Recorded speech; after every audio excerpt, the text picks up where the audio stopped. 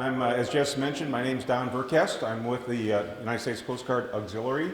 The flotilla that I belong to is Flotilla 7-3, and we're hosted by the Thai Yacht Club, whom is well represented tonight.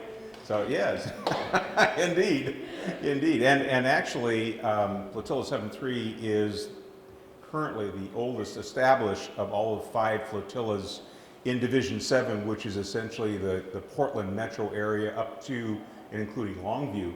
And we have been continuously hosted by Thai Yacht Club for many years. So the other connection we kind of have is that I work for Captain LeBlanc at MSU Portland. I'm the auxiliary coordinator between the command structure at MSU and our Division 7.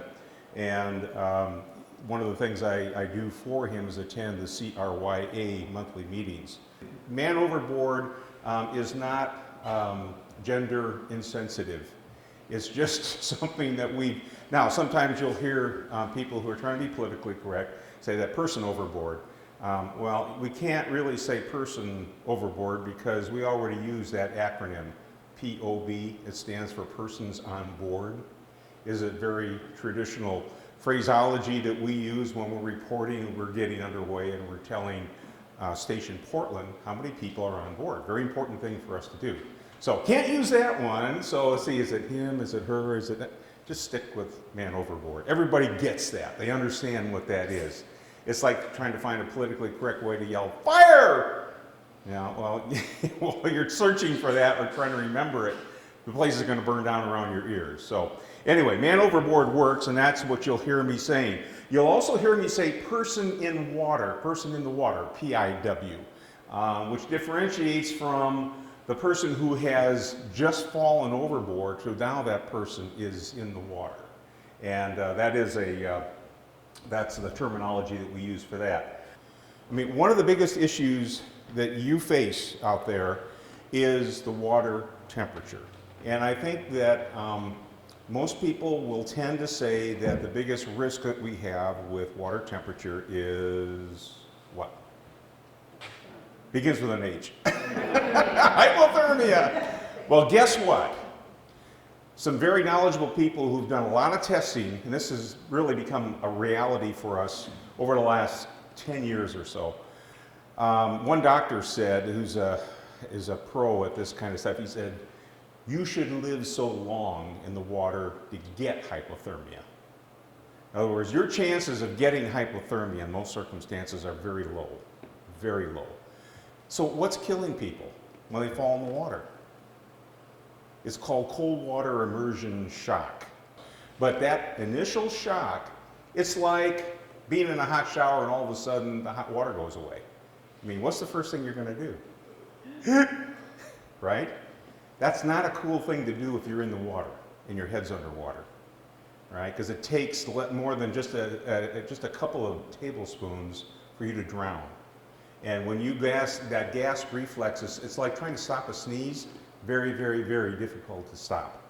And if you're underwater when that happens, you may continue to go down. And the one thing that will bring you back up is a life jacket, right? In fact, a life jacket may be the only thing that's going to save your life. This is not about a pitch for life jackets, but it is, because the cold, hard reality is that in a cold water environment, life jacket is your biggest friend, because you're going to be incapacitated within minutes, literally minutes. A key point we're talking about, make sure you guys watch out for each other, okay? Know your crowd, I would say.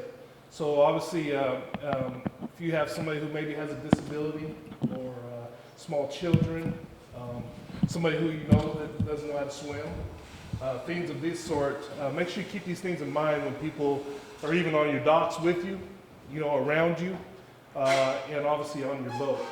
Because these are important things that you need to address, and address them before you get on the boat or even on the dock. It's not bad to meet somebody at the top of the ramp here and say, hey, just so you know, I want you guys to bring a life jacket with you or something, and say, hey, before you guys come down here, I want you to be prepared, because there are dangers down here. And so just something to run by, folks. Another thing, we all think we're superheroes. I don't know why that is, but we all do, and we think that we don't need a life jacket if we're on the boat, or even on the, even if we're inside on the deck, wherever. Okay, there's been multiple times where people have fallen off of boats, and when you fall off of a boat, you're normally not jumping off the boat on purpose. It's something where you slip, you fall, or or the boat, or somebody comes and wakes you out. I mean, if you're on your boat, standing on top of your gunnels or anything, and we drive by in our big boat, you're gonna fall into the water, okay? Because it's just, the wake is huge, and it'll cause your boat to go back and forth quite a bit. So, encourage everybody to wear a life jacket when they're on your boat, even if no matter where they're at in the boat. A thing with that though is reason why people don't want to wear life jackets is because they're uncomfortable, right? So there's multiple different styles of life jackets. I know Ted, we saw quite a few at the boat show, right? The different inflatables and some different ones that are now a lot more comfortable and not so cumbersome, like those big orange ones. You see people, you're just walking around, people aren't going to want to wear that, and so if they don't want to wear it, they're not going to wear it. So find something that's comfortable for people and that fits them correctly. Another thing, think about things that are on the boat or around, i.e. ropes, bumpers, all these things that can be on the deck, so that could be trip hazards, right? These things are easy to fix. Find a place. They sell bags where you could actually stick the line into a bag, on your boat. So it's just something simple that doesn't cost tons of money. You ain't got to be rich to get them. Put them in there, and it just keeps everything nice and tight on the boat. Another thing is communication. Ask people to say, hey, if you are going to go out on the back deck, just let me know, so I have a count of people of where everybody's at and what they're doing. Okay, so that because the operator of the boat might change the way that they drive also if they know you're on the back deck. Okay. When I have guys on the back deck, I'm not going to be going full speed, doing maneuvers and playing around like I might do the rest of the time, okay? So knowing where people are at, some people have big boats, people coming in and out doing different things. It's good just to, take a peek back there, make sure you know where everybody's at. Safety gear is no good if people don't know where it's at, right? So, i.e. Type 4 throwables. Does anybody have throw bags on their boat? You guys carry throw bags?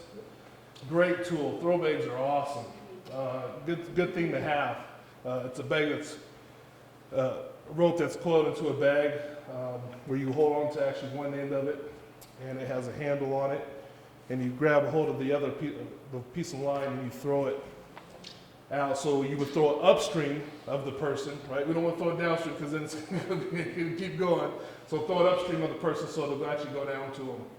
And great deal. We had a guy who jumped off the 205 bridge here, was it 2 weeks ago now?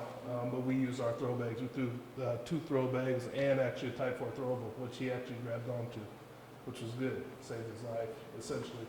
So knowing where those things are at, especially again, having big boats, or a lot of people, even on small boats, fishermen boats, I'll go and contact them and they'll have their Type 4 throwables and everything all up in this, all stacked up in here, nice and tight. And I asked to see it and they're like, oh, they can't get it out. So I'm like, okay, so if somebody falls overboard, okay, you ain't gonna get that out and they're gonna be gone by the time you get it. So make sure everything's readily accessible. That's what term I use, readily accessible, and make sure that stuff is good to go and in working order, i.e. no rips in the Type 4 throwables or life jackets, anything like that. Not hard. It takes literally 2 minutes to go through and say, okay, yeah, it's still in good shape. We're good. So something to think about. And then obviously the cold water immersion, when you initially hit the water, what's the first thing you do when you hit the water? Exactly. That's the first thing you do, right? The only problem with that is a lot of times that happens when you're underneath the water. So you hit the water, first thing you do is suck in a bunch of water. We've all sucked in water before, right? Most of the time when we suck in water, we're in a somewhat warm pool or in the shower, we accidentally turn the nozzle, or somebody turns on the water somewhere else and you get cold like that. Well, this is actually in this water, which I think right now it's probably mid 40s right now, maybe. I don't think it's hit 50 yet. So that's cold water. Okay, so that initial shock can do some damage if you're not prepared. And again, especially if you don't have on a life jacket, this could be an issue. Okay. The hypothermia thing, everybody, at least I thought, the initial hypothermia is instantly, as soon as, I'm freezing, I've got hypothermia, within 2 minutes. Hypothermia actually takes quite a while to set in. First off, your motor skills are going to go first, and then the hypothermia set in later. I think it's almost about an hour. So about an hour for actual hypothermia to set in. So that's a long time. So that's something to think about too. And obviously, when you're in the water, if you're in boating, and a lot of crazy boaters out there, getting hit by another boat. Another thing to think about when you are buying a life jacket, what color is it? Are you going to be able to be seen? Are you going to look cool in a black one where nobody can see you? Okay, there's some things to think about with that. And obviously in the darkness and good, Columbia gets pretty choppy sometimes. So again, with having a good color or something, or a flasher on there, they sell these little flasher things. So when you do hit that water, pull that, flash a good beacon, so that whoever is around, because I tell you what, I mean, a lot of times when we get the calls, people have already helped out other people because they see these things happen. So that's great, we're not the only ones out there. Other civilians can help other people. So let's get at it. The worst possible situation that you can have, the worst possible alarm that you can hear on your boat is man overboard, or whatever the words are that someone conveys to you. Okay, it's the worst possible thing.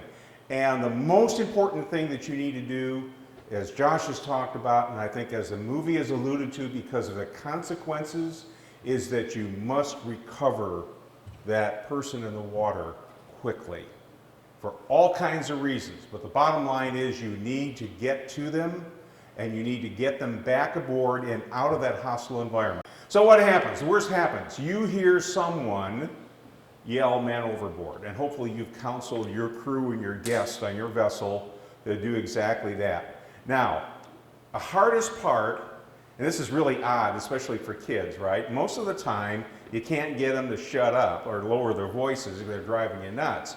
But if they see something like that happen, it's a man overboard. No, no, no, no. It's man overboard! Starboard side!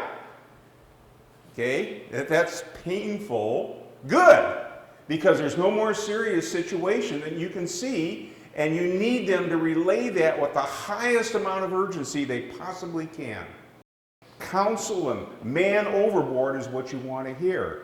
Now, the person who sees the person go overboard automatically becomes a position. It's an official position, and it's called a pointer. Right? And they have only one job, and their job is to keep their eyes 100% of the time on the head of that individual who's likely now receding in the distance, right? And also to point their hand out, full arm extension, all 5 fingers, not like this, or not like this, and position themselves somewhere without taking their eye off of the victim, where the helm or the coxswain or the skipper can see them and hear them. Now, it may be on some of your boats that you've got bulkheads in the way, and this is where other crew members can help. If they see that it's really impossible for the person who's down on the fantail, if you will, to get up without taking their eyes off of the victim as they climb a ladder or go through hatches and such, then they can help out by being the relay point. You stand there and point and talk to me, and I will relay it to the helm. Okay? So the pointer continues to do that until the victim is pulled back aboard. They never, ever, ever take their eyes off of that victim. That's the most important job. Almost everybody else is going to be involved in initially assisting identifying where that person went. And they can be grabbing type 4s or anything that floats and literally littering the water. I was trained in my sailing days to litter the water with anything that will float. The cushions in the cockpit, everything is fair game, but get it out there on the surface of the water so your helm has a chance to identify where that person is. So you want to get things out there that the helm can see, and the side benefit is that the individual in the water, if they're conscious and can aid in their recovery, might be able to swim to one of those things and help them stay afloat. Especially if the water is rough, the current is strong, the seas are high, all that's battering them. And the water is cold, my gosh, their chances of surviving, even if they have a life jacket on, are really challenged. So, you've got a pointer, and now the rest of the crew has littered the water with stuff, and they're gonna get ready to be the recovery people. They're gonna follow the guidance of the helm, who's gonna tell them what side of the vessel they're gonna attempt to recover. They'll tell them where on the vessel to recover. We're gonna go down to the swim platform and try to drag the person in. You're gonna use the low part where we've got low freeboard and go over the side and bring them aboard. We've got a boarding ladder. Whatever it is for your boat's gonna be special. You need to figure that out in advance. Where is your primary recovery place? Where's your backup recovery place if that works? And all this assumes that the individual can aid in their recovery.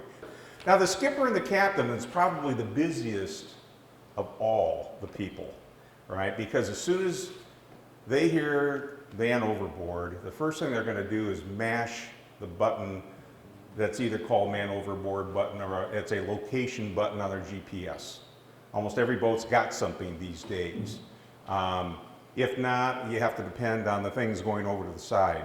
But almost everybody's got one, and if you don't know how to use it, please learn, because it's incredibly important. It will be your breadcrumb trail back to your victim in the water, okay? So every GPS has one of some sort. They don't all call them MOB buttons, but that's generically what they become known as, okay? The other thing that he's going to do is immediately press the danger, or initiate the danger signal, which is 5 short blasts. Thank you. 5 or more short blasts. Really, 5 or more. You can press them until the cows come home, but it's at least 5 short blasts. The third thing that the skipper's doing in all this, so he's mashed the MOB button, he's blown 5 short blasts, and now he's on the VHF contacting, hey, you've got your channel assigned, right, that everybody on that parade is supposed to be tuned into.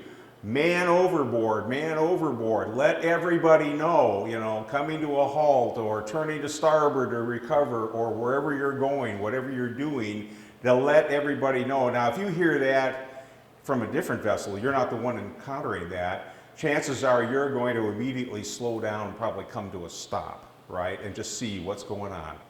Always, skippers know where your person in the water is in relationship to your stern. It's not always the best idea to immediately crank the wheel and apply the throttle to get back in a hurry. We're emphasizing the necessity for speed in getting the person back on board, but we want to get them back alive. And sometimes the best thing to do is momentarily stop and assess the whole situation. Do you have enough room to turn? If the person has gone over on the starboard side and there's enough room to safely maneuver, the shortest time to get back to the individual will be to go around on starboard. But you have to assess the situation. We're at North Portland Harbor. Not always the greatest idea to go to starboard, right? So you have to know where you are and what the circumstances are. Frankly, it may be the simplest, especially for Christmas ships and your speeds, to stop the vessel, and the individual most likely can swim back to your vessel. And so you throw them a line and assist them in coming back to the boat. When you make your approach to the individual, assuming that you've got to get back to them, let me ask you this. Let's just say that they're 50 feet behind you and you determine, hey, it's really not safe to turn, I'm just going to back up to him. Right? Bad idea. Bad idea. You never want to be in a stern propulsion with a person back there. If you miss them, just stop and let them catch up. If you miss them on an approach, go around again. Do not back up. Okay? Never, ever, ever back up. When you make your approach into the prevailing conditions, if possible, if you have enough room to do so. So it could be wind, it could be current, it could be seas, that, and keep enough speed to keep control of your vessel. When the person in the water is in proximity to the boat, by the time they get to my bow, all the power's off, and I'm coasting. And by the time that they get amidship on my beam, I'm dead in the water. And that's where I want them to be, is dead in the water. And then let the recovery people maneuver them to the point where you want to bring them back aboard. And then you don't have to worry about propellers turning or anything of that nature, okay? Whether or not you leave engines in neutral or turn the engines off, we leave it in neutral only because if we have to get underway again for some reason, you run the additional risk of having to restart your engine, and sometimes they don't start. So, but the main thing is make sure that you're in neutral, okay? We were in the ocean, we were diving. I had come up, my husband had come up behind the boat, and the current was fairly strong. Now he was in water rescue, I was not. He said, throw me the throw bag. I took it off the boat and I threw it. This isn't, you don't throw it out. No good. There's nobody no good. As I found out when he got back You on hold the on boat. to this area right here, okay? Yeah, you just hold on to it with your hand, and you don't coil these. You don't coil them like that, or else they'll get caught. So you just when you literally just stuff them. Stuff it, right. And you just hear it. Boom. You can drop that in the water and It'll soak it just first before you throw it, which gives it a little extra weight. It doesn't stay full of water, but there is some residual water in there that gives it just a little bit more weight, and that helps if there's a wind, right? And throw it and get that arm extended out and give it a little bit of altitude. Not up here, but a little bit of altitude. And it'll go out it'll deploy the whole bit of line that's there. And it's amazing, it doesn't take more than a couple of throws to really get good at it. All right, hey guys, my name is Brody MacDonald. I've been in the Coast Guard 7 years. So I did search and rescue out in the Bering Sea for 2 years. Did search and rescue down in South Florida for 3, and then just finished a tour overseas in the Middle East for a year. So this is my first year in Oregon, so I don't know a ton about the Columbia River, but I'll talk to you about my experiences with medical, treatment of people and recovery of persons in the water, that kind of thing. And this is Chris Kaiser, and he'll introduce himself too. Hi, everyone. I'm Chris Kaiser. I just joined the Coast Guard in May. My first. It's my first unit. Just got fully qualified. He's been a great mentor, helped me get all my information and everything to go. When it comes to first aid CPR, he has lots of great stories that help you, and he makes it real life and helps bring it home for you guys. So. All right, to answer your question first, you asked about, someone on board you just cannot pull on board, right? So I'll tell you guys a little experience about something I had like that. And this is one of those stories that I'm not exactly proud about, but it did happen, and I'd like to discuss it now. Back in the summer of maybe 2010, we had Naval Sea Cadets staying with us, which are like little kids who want to join the Coast Guard or the Navy down the road, and they would sleep at our station, respond to search and rescue with us. So I had duty coxswain that night, and I got a call for a person in the water underneath this bridge. It was like 4 o'clock in the morning. I was tired. I was like, yeah, all right, kid, let's go. So I took a little kid with me, and I had another crew member who was, she was this tall. She was nothing. And we get out there, and we're looking for somebody who's just swimming in the water. I was thinking it was either a law enforcement case or something, something minor. And I hear the kid call out for a person in the water. I look over, and I have a gigantic person face down in the water. I came alongside. The female and I tried to pull him up, and we couldn't. He was just too heavy. So I left the helm, and I had the kid come with me, and had to have a kid pull up the dead guy and bring him on board while we worked on him. So it's not great, but you got to do what you got to do. In the case that you're asking if you should start making way or stay in the same area, what I would do is I would call 911 or I would call us on 16. We can release what's called a UMIB, an Urgent Marine Information Broadcast. It's called a pon-pon. You guys heard that before on the radio? Yes. So as soon as that pon-pon goes out, everybody in the area is going to start coming to that location to try and help out, right? So I think that your help would be a lot quicker if you just requested that. We get a helicopter up, we have a boat launching. Multnomah would be heading out with their boats, fire rescue would be going, and then all the Good Samaritans. All you guys in the water that could help out or would be willing to respond would all start going there too. So I think that's what I would recommend, but it really is based on the situation. So let's talk about when we actually pull somebody on board, right? So say we just pull somebody up, the first thing we want to check is airway, breathing, and circulation, right? Bottom line, doesn't matter if they're conscious or unconscious. So as soon as that person's out, I'm going to walk up to him. Hey partner, you okay? Like, how you feeling? You feeling all right? Doing good. So if he's talking, that's good. We need to know that he's conscious. We're going to ask him a couple questions, 4 questions, just to make sure that the person's alert and oriented. What's your name? Chris Kaiser. Where are you? What state? All right. What's today? 5th. Okay, and what's the date? Friday. Sure. Okay. Date, but that's fine. So 4 questions, 4 simple questions that you think a normal person would be able to answer reasonably well. If they're not, and no offense, if they're not giving you the right information that you think that they should be aware of and be knowledgeable about, start diving deeper into that assessment. Okay.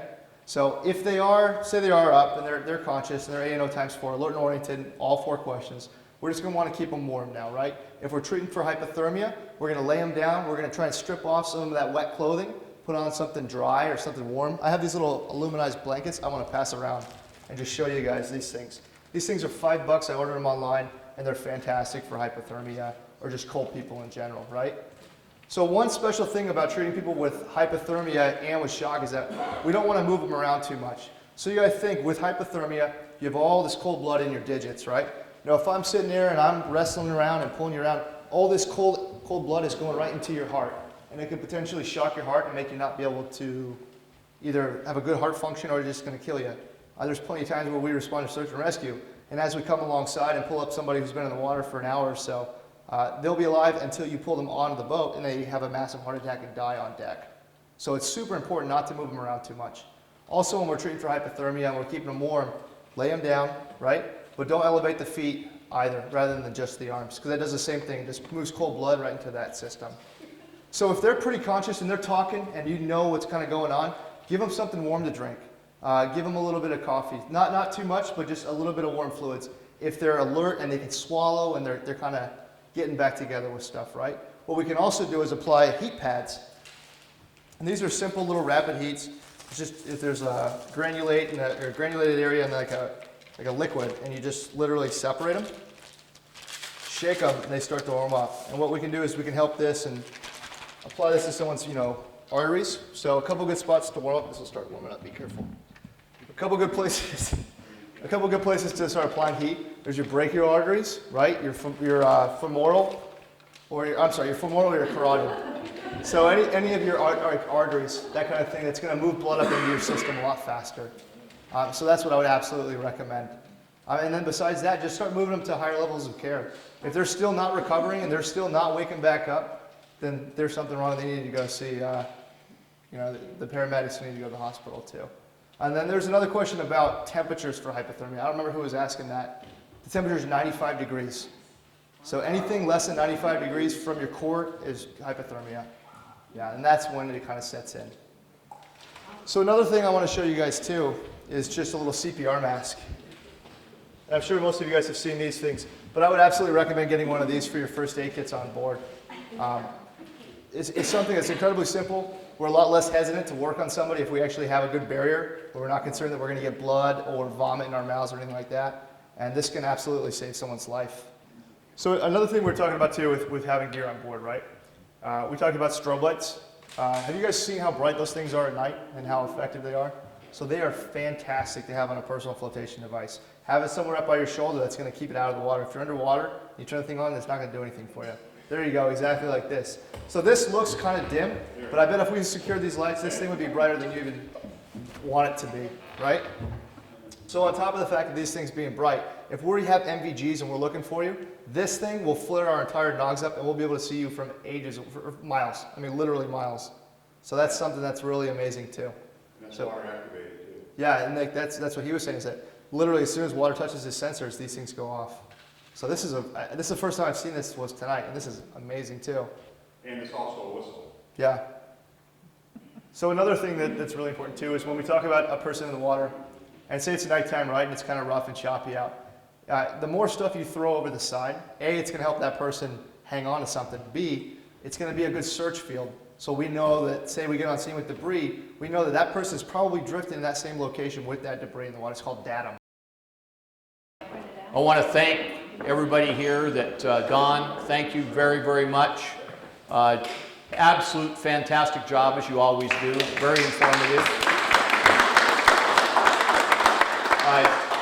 He does a great job for us. I mean, there's not enough superlatives. And Josh, thank you for coming after your what was it, a sturgeon deal? It's okay, it's all taken care of. Don't worry about it.